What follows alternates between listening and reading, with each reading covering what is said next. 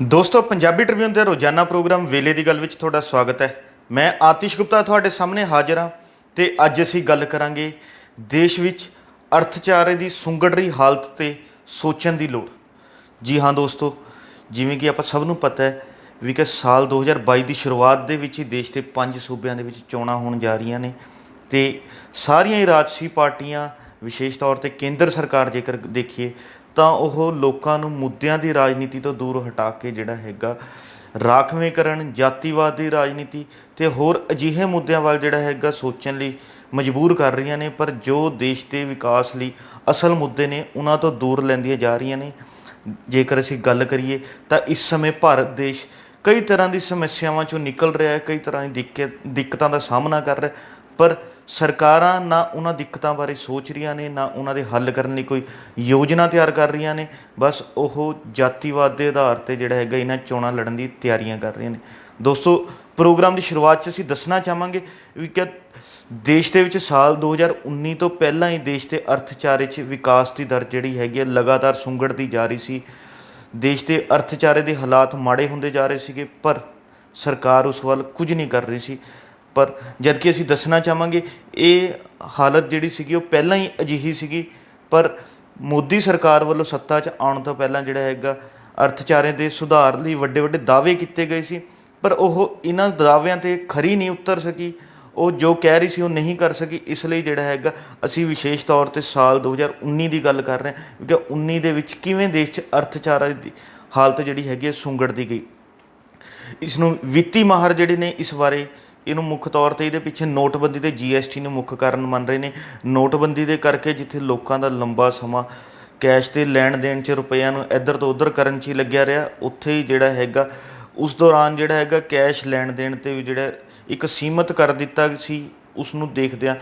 ਦੇਸ਼ ਦੇ ਵਿੱਚ ਕਾਰੋਬਾਰ ਅਤੇ ਵਪਾਰ 'ਤੇ ਜਿਹੜਾ ਵੱਡਾ ਅਸਰ ਪਿਆ, ਜਿਸ ਦਾ ਮੁੱਖ ਅਸਰ ਦੇਸ਼ ਦੇ ਛੋਟੇ ਕਾਰੋਬਾਰੀ 'ਤੇ ਪਿਆ, ਕਿਉਂਕਿ ਦੇਸ਼ ਦਾ ਛੋਟਾ ਕਾਰੋਬਾਰੀ ਜ਼ਿਆਦਾਤਰ ਲੈਣ ਦੇਣ ਜਿਹੜਾ ਹੈਗਾ ਉਹ ਕੈਸ਼ ਵਿੱਚ ਹੀ ਕਰਦਾ, ਨਗਦੀ ਵਿੱਚ ਹੀ ਕਰਦਾ। ਪਰ ਨੋਟਬੰਦੀ ਤੋਂ ਬਾਅਦ ਜਿਹੜਾ ਹੈਗਾ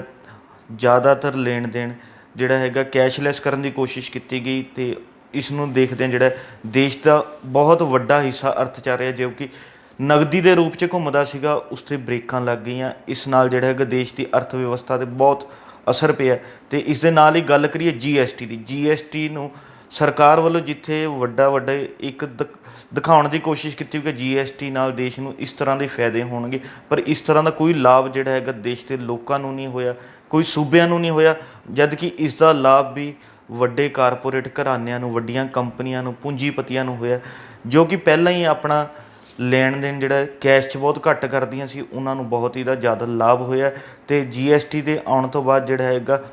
ਕੰਪਿਊਟਰੀਕਰਨ ਦਾ ਜਿਹੜਾ ਹੈਗਾ ਜ਼ਿਆਦਾ ਵੱਧ ਗਿਆ, ਜ਼ਿਆਦਾ CA ਹੋ ਗਏ, ਅਕਾਊਂਟਸ ਦਾ ਹੋ ਗਿਆ। ਇਸ ਤਰ੍ਹਾਂ ਜਿਹੜਾ ਕਾਰੋਬਾਰ 'ਚ ਵਾਧਾ ਹੋਇਆ, ਦਬਾਅ ਜਿਹੜਾ ਹੈਗਾ ਵਪਾਰੀਆਂ 'ਤੇ ਇੱਕ ਨਵਾਂ ਬਣਿਆ, ਜਿਸ ਕਰਕੇ ਜਿਹੜਾ ਹੈਗਾ ਇਹ ਵੀ ਇੱਕ ਦੇਸ਼ ਦੀ ਅਰਥ ਵਿਵਸਥਾ ਦੇ ਵਿੱਚ ਵੱਡੀ ਜਿਹੜੀ ਹੈਗੀ ਦਿੱਕਤ ਖੜੀ ਕੀਤੀ ਹੈ। ਦੋਸਤੋ, ਸਾਲ 2019 ਦੇ ਵਿੱਚ ਜਾਰੀ ਆંકੜਿਆਂ ਤੋਂ ਪਤਾ ਲੱਗਦਾ ਹੈ ਵੀ ਕਿ ਸਰਕਾਰ ਆਪ ਮੰਨਦੀ ਹੈ, ਖੁਦ ਮੰਨਦੀ ਹੈ ਇਹ ਗੱਲ ਵੀ ਕਿ 2019 ਦੇ ਵਿੱਚ ਇੰਨੀ ਬੇਰੁਜ਼ਗਾਰੀ ਹੋਈ ਹੈ ਜੋ ਕਿ ਪਿਛਲੇ 45 ਸਾਲਾਂ 'ਚ ਜਿੰਨੀ ਹੋਈ ਸੀ ਉਨੀ ਬੇਰੁਜ਼ਗਾਰੀ ਉਸ ਨਾਲ ਵੱਧ ਕੇ ਸਾਲ 2019 ਵਿੱਚ ਹੋਈ ਹੈ। ਇਹ ਸਰਕਾਰ ਦੀਆਂ ਰਿਪੋਰਟਾਂ ਦੱਸਦੀਆਂ ਨੇ। ਅਤੇ ਜੇਕਰ ਗੱਲ ਕਰੀਏ 2019 ਤੋਂ ਬਾਅਦ, 2019 ਦੀ ਤੋਂ ਬਾਅਦ 20 ਦੀ ਸ਼ੁਰੂਆਤ ਦੇ ਵਿੱਚ ਹੀ ਜਿਹੜਾ ਹੈਗਾ ਭਾਰਤ ਦੇਸ਼ ਦੇ ਵਿੱਚ ਕਰੋਨਾ ਨੇ ਦਸਤਕ ਦੇ ਦਿੱਤੀ। ਅਤੇ ਕਰੋਨਾ ਨੂੰ ਦੇਖਦਿਆਂ ਕੇਂਦਰ ਸਰਕਾਰ ਵੱਲੋਂ ਇੱਕਦਮ ਅਣਐਲਾਨੀ ਦੇਸ਼ ਦੇ ਵਿੱਚ ਤਾਲਾਬੰਦੀ ਲਗਾ ਦਿੱਤੀ, ਜਿਸ ਕਰਕੇ ਲੋਕ ਜਿੱਥੇ ਸੀਗੇ ਉੱਥੇ ਹੀ ਫਸ ਗਏ ਅਤੇ ਦੇਸ਼ ਦਾ ਕਾਰੋਬਾਰ ਠੱਪ ਹੋ ਗਿਆ ਇੱਕਦਮ। ਅਤੇ ਜਿਹੜਾ ਦੇਸ਼ ਦੀ ਅਰਥ ਵਿਵਸਥਾ 'ਤੇ ਉਸ ਦਾ ਵੀ ਬਹੁਤ ਵੱਡਾ ਅਸਰ ਪਿਆ। ਅਣਐਲਾਨੀ ਤਾਲਾਬੰਦੀ ਕਰਕੇ ਜਿੱਥੇ ਸਾਰੇ ਵਪਾਰ ਕਾਰੋਬਾਰ ਰੁਕ ਗਏ, ਇੰਡਸਟਰੀਆਂ ਬੰਦ ਹੋ ਗਈਆਂ, ਲੋਕਾਂ ਨੂੰ ਕਈ ਤਰ੍ਹਾਂ ਦੀ ਮੁਸ਼ਕਿਲਾਂ ਦਾ ਸਾਹਮਣਾ ਕਰਨਾ ਪਿਆ, ਆਉਣ ਜਾਣ ਦੇ ਵਿੱਚ ਦਿੱਕਤਾਂ ਹੋਈਆਂ ਅਤੇ ਉਸ ਨਾਲ ਦੇਸ਼ ਦੇ ਲੋਕਾਂ ਦੇ ਜੀਵਨ 'ਤੇ ਬਹੁਤ ਜਿਹੜਾ ਵੱਡੇ ਪੱਧਰ 'ਤੇ ਅਸਰ ਪਿਆ। ਸਰਕਾਰ ਪਰ ਉਸ ਨੂੰ ਮੰਨਣ ਲਈ ਤਿਆਰ ਨਹੀਂ ਹੈ ਅਤੇ ਸਰਕਾਰ ਹਲੇ ਵੀ ਲੋਕਾਂ ਨੂੰ ਜਿਹੜਾ ਕਹਿ ਰਹੀ ਹੈ ਵੀ ਕਿ ਕਰੋਨਾ ਦੌਰਾਨ ਜਿਹੜਾ ਹੈਗਾ ਕਿਸ ਤਰ੍ਹਾਂ ਹੀ ਲੋਕਾਂ ਨੂੰ ਦਿੱਕਤ ਨਹੀਂ ਆਉਣ ਦਿੱਤੀ, ਜਦ ਕਿ ਕਰੋਨਾ ਦੇ ਵਿੱਚ ਬੇਰੁਜ਼ਗਾਰੀ ਦੀ ਦਰ ਹੋਰ ਵਧੀ ਹੈ, ਲੋਕਾਂ ਦੇ ਵੀ ਕਾਰੋਬਾਰ ਖਤਮ ਹੋ ਗਏ ਨੇ। ਸਰਕਾਰ ਉਸ ਵੱਲ ਦੇਖਣ ਲਈ ਤਿਆਰ ਨਹੀਂ ਅਤੇ ਉਸ ਲਈ ਕੋਈ ਜਿਹੜਾ ਹੈਗਾ ਨਵੀਂ ਵਿਉਂਤਬੰਦੀ ਤਿਆਰ ਕਰਨ ਲਈ ਰਾਜੀ ਨਹੀਂ ਹੈ। ਸਰਕਾਰ ਬਸ ਆਪਣੇ ਨਿੱਜੀ ਲਾਭ ਲਈ ਜਾਂ ਲੋਕਾਂ ਤੋਂ ਵੋਟਾਂ ਬਟੋਰਨ ਲਈ ਜਿਹੜਾ ਹੈਗਾ ਉਸ ਤਰ੍ਹਾਂ ਦੇ ਫੈਸਲੇ ਲੈਣ ਲੱਗੀਆਂ ਹੋਈਆਂ। ਜੇਕਰ ਦੇਸ਼ ਦੇ ਮੌਜੂਦਾ ਹਾਲਾਤਾਂ 'ਤੇ ਨਜ਼ਰ ਮਾਰੀਏ ਤਾਂ ਪੰਜ ਸੂਬਿਆਂ ਦੀ ਚੋਣਾਂ ਨੂੰ ਦੇਖਦਿਆਂ ਸਰਕਾਰ ਜਿਹੜਾ ਹੈਗਾ ਮੁੜ ਉਹੀ ਜਾਤੀਵਾਦ ਤੇ ਰਾਖਵੇਂਕਰਨ ਦੀ ਰਾਜਨੀਤੀ ਕਰਨ ਦੀ ਕੋਸ਼ਿਸ਼ ਕਰ ਰਹੀ ਹੈ, ਜਿਸ ਤੋਂ ਸਪਸ਼ਟ ਹੁੰਦਾ ਹੈ ਵੀ ਕਿ ਸਰਕਾਰ ਲੋਕਾਂ ਨੂੰ ਅਸਲ ਮੁੱਦਿਆਂ ਤੋਂ ਦੂਰ ਰੱਖਣਾ ਚਾਹੁੰਦੀ ਹੈ ਤੇ ਜਾਤੀਵਾਦ ਦੀ ਰਾਜਨੀਤੀ ਦਾ ਜਿਹੜਾ ਅਸਲ ਅੱਖਰ ਵੀ ਕਿ ਸਪਸ਼ਟ ਹੁੰਦਾ ਹੈ ਵੀ ਕਿ ਜਿਹਦੀ ਉਦਾਹਰਨ ਵੀ ਸਾਨੂੰ ਦੇਖਣ ਨੂੰ ਮਿਲਦੀ ਹੈ ਕਿ ਕੇਂਦਰੀ ਮੰਤਰੀ ਮੰਡਲ, ਜੋ ਕਿ ਪਿਛਲੇ ਦਿਨੀ ਕੇਂਦਰ ਸਰਕਾਰ ਨੇ ਕੇਂਦਰੀ ਮੰਤਰੀ ਮੰਡਲ ਜਿਹੜਾ ਬਦਲਾਅ ਕੀਤਾ, ਉਹਦੇ ਵਿੱਚ ਜਾਤੀਵਾਦ ਨੂੰ ਮੁੱਖ ਤੌਰ 'ਤੇ ਉਭਾਰਨ ਦੀ ਕੋਸ਼ਿਸ਼ ਕੀਤੀ ਹੈ, ਜੋ ਕਿ ਕੇਂਦਰ ਸਰਕਾਰ ਦੇ ਮੰਤਰੀ ਮੰਨਦੇ ਨੇ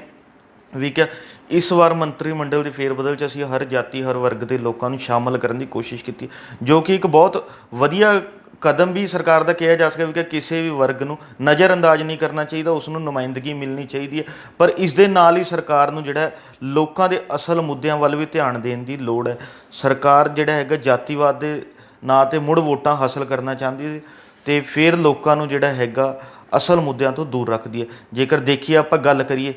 ਕੇਂਦਰ ਸਰਕਾਰ ਵੱਲੋਂ ਪਿਛਲੇ ਸਾਲ ਜਿਹੜਾ ਹੈਗਾ ਕਰੋਨਾ ਦੌਰਾਨ ਹੀ 3 ਖੇਤੀ ਕਾਨੂੰਨ ਲਿਆਂਦੇ ਗਏ, ਜਿਨ੍ਹਾਂ ਨੂੰ ਪਾਸ ਕਰਾ ਕੇ ਕਾਨੂੰਨ ਬਣਾ ਲਿਆ ਅਤੇ ਅੱਜ ਉਹਨਾਂ ਕਾਨੂੰਨਾਂ ਦੇ ਵਿਰੋਧ 'ਚ ਦੇਸ਼ ਦਾ ਅੰਨਦਾਤਾ ਪਿਛਲੇ 8 ਮਹੀਨਿਆਂ ਤੋਂ ਸੰਘਰਸ਼ ਕਰ ਰਿਹਾ, ਪਰ ਕੇਂਦਰ ਸਰਕਾਰ ਉਹਨਾਂ ਦੀ ਗੱਲ ਸੁਣਨ ਲਈ ਤਿਆਰ ਨਹੀਂ ਹੈ, ਗੱਲ ਮੰਨਣ ਲਈ ਤਿਆਰ ਨਹੀਂ ਹੈ, ਜਦ ਕਿ ਉਹਨਾਂ ਨਾਲ ਗੱਲਬਾਤ ਕਰਨ ਲਈ ਵੀ ਤਿਆਰ ਨਹੀਂ ਹੈ। 22 ਜੂਨ ਨੂੰ 11ਵੇਂ ਗੇੜ ਦੀ ਅਖੀਰਲੀ ਗੱਲਬਾਤ ਜਿਹੜੀ ਹੈਗੀ ਹੈ ਕਿਸਾਨਾਂ ਨਾਲ ਕੇਂਦਰ ਸਰਕਾਰ ਦੀ ਹੋਈ ਸੀ। ਅੱਜ ਉਸ ਨੂੰ ਜਿਹੜਾ ਹੈਗਾ 6 ਮਹੀਨੇ ਤੋਂ ਵੱਧ ਦਾ ਸਮਾਂ ਬੀਤ ਚੁੱਕਿਆ ਅਤੇ ਕੇਂਦਰ ਸਰਕਾਰ ਮੁੜ ਗੱਲਬਾਤ ਕਰਨ ਲਈ ਤਿਆਰ ਨਹੀਂ ਹੋ ਰਹੀ। ਅਤੇ ਹੁਣ ਕੇਂਦਰ ਦਾ ਮੌਨਸੂਨ ਸੈਸ਼ਨ ਵੀ ਚੱਲ ਰਿਹਾ, ਜਿਹਦੇ ਵਿੱਚ ਵਿਰੋਧੀ ਪਾਰਟੀਆਂ ਦੇ ਜਿੰਨੇ ਵੀ ਸੰਸਦ ਮੈਂਬਰ ਨੇ ਉਹ ਭਾਵੇਂ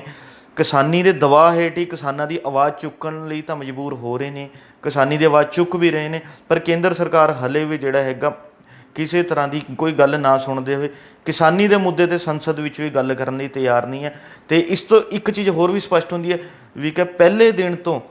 ਵਿਰੋਧੀ ਧਿਰ ਦੀ ਕੀਤੀ ਗਈ ਗਲਤੀ ਦਾ ਖਮਿਆਜ਼ਾ ਅੱਜ ਕਿਸਾਨਾਂ ਨੂੰ ਵੀ ਭੁਗਤਣਾ ਪੈ ਰਿਹਾ ਵੀ ਕਿ ਜੇਕਰ ਪਹਿਲੇ ਦਿਨ ਤੋਂ ਰਾਜਸੀ ਪਾਰਟੀਆਂ ਇਸ ਦਾ ਵਿਰੋਧ ਕਰਦੀਆਂ, ਸੰਸਦ ਦੇ ਵਿੱਚ ਬੈਠਦੀਆਂ, ਜਿਵੇਂ ਕਿ ਅੱਜ ਕਿਸਾਨਾਂ ਵੱਲੋਂ ਜਾਰੀ ਵਿਪ ਤੋਂ ਬਾਅਦ ਵਿਰੋਧੀ ਧਿਰ ਦੇ ਸੰਸਦ ਮੈਂਬਰ ਉੱਥੇ ਬੈਠ ਰਹੇ ਨੇ, ਕਿਸਾਨੀ ਦੀ ਗੱਲ ਕਰ ਰਹੇ ਨੇ, ਲੋਕ ਮੁੱਦਿਆਂ ਨੂੰ ਚੁੱਕਣ ਦੀ ਕੋਸ਼ਿਸ਼ ਕਰ ਰਹੇ ਨੇ। ਜੇਕਰ ਇਹੀ ਗੱਲ ਪਹਿਲਾਂ ਕਰਦੇ ਆਉਂਦੇ ਤਾਂ ਸ਼ਾਇਦ ਅੱਜ ਜਿਵੇਂ ਕਿ ਕੇਂਦਰ ਸਰਕਾਰ ਨੇ ਕਾਨੂੰਨਾਂ ਨੂੰ ਜਬਰੀ ਪਾਸ ਕਰਵਾ ਲਿਆ, ਐਵੇਂ ਇਹ ਕਾਨੂੰਨਾਂ ਨੂੰ ਜਬਰੀ ਪਾਸ ਨਾ ਕਰਵਾ ਪਾਉਂਦੀ ਅਤੇ ਉਦੋਂ ਤੋਂ ਹੀ ਜਿਹੜਾ ਹੈ ਰਾਜਸੀ ਪਾਰਟੀਆਂ ਨੂੰ ਇਹਦਾ ਵਿਰੋਧ ਕਰਨਾ ਚਾਹੀਦਾ ਸੀ। ਪਰ ਰਾਜਸੀ ਪਾਰਟੀਆਂ ਉਸ ਸਮੇਂ ਜਿਹੜਾ ਸੀ ਆਪਣਾ ਵਾਕਆਊਟ ਕਰਕੇ ਸੰਸਦ 'ਚੋਂ ਬਾਹਰ ਆ ਜਾਂਦੀਆਂ, ਜਿਸ ਦੇ ਚੱਲਦਿਆਂ ਕੇਂਦਰ ਸਰਕਾਰ ਨੂੰ ਇੱਕ ਵਧੀਆ ਸਾਧਨ ਮਿਲ ਗਿਆ ਅਤੇ ਉਸ ਵੱਲੋਂ ਜਿਹੜਾ ਹੈਗਾ ਕਾਨੂੰਨ ਨੂੰ ਬੜੇ ਆਸਾਨੀ ਨਾਲ ਪਾਸ ਕਰਵਾ ਲਿੱਤਾ ਗਿਆ। ਅਤੇ ਜੇਕਰ ਹੁਣ ਗੱਲ ਕਰੀਏ ਪੰਜਾਬ ਦੀਆਂ ਚੋਣਾਂ ਵੀ ਨਜ਼ਦੀਕ ਆਉਂਦੀਆਂ ਜਾ ਰਹੀਆਂ ਨੇ ਅਤੇ ਸਾਰੀ ਸਿਆਸੀ ਪਾਰਟੀਆਂ ਵੱਲੋਂ ਜੋੜ ਤੋੜ ਸ਼ੁਰੂ ਕਰ ਦਿੱਤੀ ਹੈ ਅਤੇ ਪੰਜਾਬ ਵੀ ਜਿਹੜਾ ਹੈਗਾ ਜਾਤੀਵਾਦ ਦੀ ਰਾਜਨੀਤੀ ਤੋਂ ਬਾਹਰ ਨਹੀਂ ਰਹਿ ਸਕਦੇ ਆ ਅਤੇ ਪੰਜਾਬ ਦੀ ਰਾਜਸੀ ਪਾਰਟੀਆਂ ਵੀ ਜਾਤੀਵਾਦ ਦੇ ਨਾਮ 'ਤੇ ਲੋਕਾਂ ਨੂੰ ਜਿਹੜਾ ਹੈਗਾ ਆਪਣੇ ਨਾਲ ਜੋੜਨ ਦੀ ਕੋਸ਼ਿਸ਼ਾਂ ਕਰ ਰਹੇ ਨੇ, ਉਹਨਾਂ ਦੀ ਵੋਟਾਂ ਲੈਣ ਦੀਆਂ ਕੋਸ਼ਿਸ਼ਾਂ ਕਰ ਰਹੇ ਨੇ। ਜੇਕਰ ਦੇਖੀਏ ਕੇਂਦਰ ਵਿੱਚ ਕਾਬਜ਼ ਭਾਰਤੀ ਜਨਤਾ ਪਾਰਟੀ ਦੀ ਸਰਕਾਰ, ਪੰਜਾਬ ਵਿੱਚ ਜਿਹੜਾ ਹੈਗਾ ਮੁੱਖ ਮੰਤਰੀ ਦਾ ਚਿਹਰਾ ਦਲਿਤ ਵਰਗ ਨੂੰ ਲਿਆਉਣ ਦੀ ਕੋਸ਼ਿਸ਼ ਕਰ ਰਹੀ ਹੈ, ਉੱਥੇ ਹੀ ਸ਼੍ਰੋਮਣੀ ਅਕਾਲੀ ਦਲ ਉਪ ਮੁੱਖ ਮੰਤਰੀ ਜਿਹੜਾ ਹੈਗਾ ਦਲਿਤ ਵਰਗ ਨਾਲ ਹੋਣ ਦਾ ਐਲਾਨ ਕਰ ਰਹੇ ਨੇ। ਇਸ ਤੋਂ ਸਪਸ਼ਟ ਹੈ ਆਮ ਆਦਮੀ ਪਾਰਟੀ ਸਿੱਖ ਚਿਹਰੇ ਨਾਲ ਸੰਬੰਧਿਤ ਮੁੱਖ ਮੰਤਰੀ ਲਿਆਉਣ ਦੀਆਂ ਗੱਲਾਂ ਕਰ ਰਹੀਆਂ ਨੇ, ਜੋ ਕਿ ਸਪਸ਼ਟ ਕਰਦਾ ਵੀ ਕਿ ਪੰਜਾਬ ਦੀ ਸਿਆਸੀ ਪਾਰਟੀਆਂ ਵੀ ਜਿਹੜੀਆਂ ਹੈਗੀਆਂ ਉਹ ਜਾਤੀਵਾਦ ਤੋਂ ਬਾਹਰ ਨਹੀਂ ਨਿਕਲ ਸਕ ਰਹੀਆਂ, ਜਦਕਿ ਇਸ ਸਮੇਂ ਪੰਜਾਬ ਨੂੰ ਇਸ ਤਰ੍ਹਾਂ ਜਾਤੀਵਾਦ ਦੀ ਗੱਲਾਂ ਨਾਲੋਂ ਜਿਹੜਾ ਹੈਗਾ ਹੋਰ ਮੁੱਦਿਆਂ 'ਤੇ ਜਿਹੜੀ ਗੱਲਬਾਤ ਕਰਨ ਦੀ ਲੋੜ ਹੈ ਵੀ ਕਿ ਪੰਜਾਬ ਦੇ ਵਿੱਚ ਬੇਰੁਜ਼ਗਾਰੀ ਵੱਧਦੀ ਜਾ ਰਹੀ ਹੈ, ਪੰਜਾਬ 'ਚੋਂ ਇੰਡਸਟਰੀ ਬਾਹਰ ਜਾ ਰਹੀ ਹੈ, ਜਿਹੜਾ ਨੌਜਵਾਨਾਂ ਨੂੰ ਰੁਜ਼ਗਾਰ ਨਹੀਂ ਮਿਲ ਰਿਹਾ, ਰੋਜ਼ ਧਰਨੇ ਦੇ ਰਹੇ ਨੇ ਅਤੇ ਸਰਕਾਰਾਂ ਉਹਨਾਂ ਦੀ ਗੱਲ ਨਹੀਂ ਸੁਣ ਰਹੀਆਂ ਅਤੇ ਪੰਜਾਬ ਦੇ ਲੋਕਾਂ ਨੂੰ ਜਿਹੜਾ ਵਧੀਆ ਸਿਹਤ ਸਹੂਲਤਾਂ ਵੀ ਕਿ ਕਰੋਨਾ ਦੌਰਾਨ ਲੋਕਾਂ ਨੂੰ ਕਈ ਤਰ੍ਹਾਂ ਦੀ ਦਿੱਕਤਾਂ ਦਾ ਸਾਹਮਣਾ ਕਰਨਾ ਪਿਆ, ਵਧੀਆ ਸਿਹਤ ਸਹੂਲਤਾਂ ਨਹੀਂ ਮਿਲ ਸਕੀਆਂ, ਜਿਸ ਕਰਕੇ ਵਧੀਆ ਸਿਹਤ ਸਹੂਲਤਾਂ ਦੇਣ ਦੀ ਲੋੜ ਹੈ। ਸਿੱਖਿਆ ਦਾ ਖੇਤਰ ਜਿਹੜਾ ਹੈਗਾ ਮਹਿੰਗਾ ਹੁੰਦਾ ਜਾ ਰਿਹਾ, ਸਿੱਖਿਆ ਦੇ ਖੇਤਰ ਨੂੰ ਜਿਹੜਾ ਹੈਗਾ ਸਰਕਾਰ ਦੇ ਆਪਣੇ ਅਧੀਨ ਲਿਆ ਕੇ ਜਿਹੜਾ ਹੈਗਾ ਲੋਕਾਂ ਨੂੰ ਵਧੀਆ ਸਿੱਖਿਆ ਪ੍ਰਣਾਲੀ ਦੇਣ ਦੀ ਲੋੜ ਹੈ। ਇਸ ਦੇ ਨਾਲ ਹੀ ਸਭ ਤੋਂ ਵੱਡਾ ਮੁੱਦਾ ਜੋ ਕਿ ਅੱਜ ਦੇਸ਼ ਭਰ ਦੇ ਵਿੱਚ ਪ੍ਰਸਿੱਧ ਹੈ, ਕਿਸਾਨੀ ਦਾ। ਪੰਜਾਬ ਦੀ ਸਿਆਸੀ ਪਾਰਟੀਆਂ ਵੀ ਕਿਸਾਨਾਂ ਦੀ ਹਮਾਇਤ ਦੇ ਵੱਡੇ ਵੱਡੇ ਦਾਅਵੇ ਕਰ ਰਹੀਆਂ ਨੇ, ਐਲਾਨ ਕਰ ਰਹੀਆਂ ਨੇ, ਜਦ ਕਿ ਉਹਨਾਂ ਦੇ ਕਿਸਾਨੀ ਦੇ ਮੁੱਦੇ ਨੂੰ ਲੈ ਕੇ ਕੇਂਦਰ 'ਚ ਆਵਾਜ਼ ਚੁੱਕਣ ਦੀ ਲਈ ਧਰਨੇ ਪ੍ਰਦਰਸ਼ਨ ਵੀ ਕਰ ਰਹੀਆਂ ਨੇ। ਪਰ ਹਾਲੇ ਤੱਕ ਪੰਜਾਬ ਦੀ ਸਿਆਸੀ ਪਾਰਟੀਆਂ ਵੀ ਇਹ ਚੀਜ਼ ਸਪਸ਼ਟ ਨਹੀਂ ਕਰ ਸਕੀਆਂ ਵੀ ਕਿ ਪੰਜਾਬ ਦੇ ਵਿੱਚ ਖੇਤੀਬਾੜੀ ਦਾ ਭਵਿੱਖ ਕਿਹੋ ਜਿਹਾ ਹੋਵੇਗਾ। ਜੇ ਕੇਂਦਰ ਸਰਕਾਰ ਇਹਨਾਂ ਕਾਨੂੰਨਾਂ ਨੂੰ ਰੱਦ ਵੀ ਕਰ ਦਿੰਦੀ ਹੈ ਤਾਂ ਉਹ ਪੰਜਾਬ ਦੇ ਵਿੱਚ ਖੇਤੀਬਾੜੀ ਦੇ ਸੁਧਾਰ ਲਈ ਕਿਸ ਤਰ੍ਹਾਂ ਜਿਹੜੀ ਯੋਜਨਾ ਤਿਆਰ ਕਰਨਗੀਆਂ, ਪੰਜਾਬ ਦੇ ਵਿੱਚ ਝੋਨੇ ਅਤੇ ਕਣਕ ਦੇ ਜਿਹੜੇ ਫਸਲੀ ਚੱਕਰ